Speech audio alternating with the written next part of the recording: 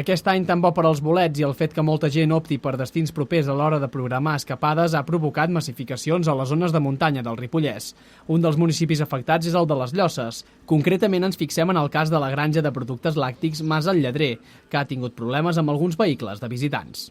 Ens hem donat compte que la gent el que vol és aparcar i tenir els bolets al costat, i la qüestió no és aquesta. Vull dir, quan vas a buscar bolets has de caminar. Penso que és la gràcia de l'activitat. Doncs vam posar un cartell al camí prohibint que no ens aparquessin al camí, més que res perquè per l'hora de treballar, de passar amb el tractor, de passar amb el camió amb el remolc, amb el cotxe amb el remolc, com els camions del pinso, no podíem fer les maniobres.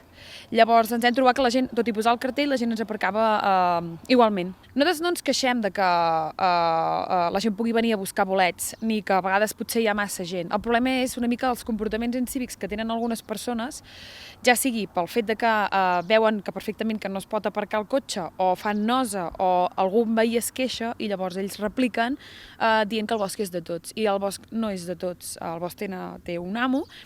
Aquesta persona, aquest propietària, pot decidir si es va buscar bolets o no, però penso que la gent que hi va, igual com nosaltres, quan anem a la ciutat hi ha unes normes de comportament, doncs penso que aquí al bosc també haurien de ser-hi.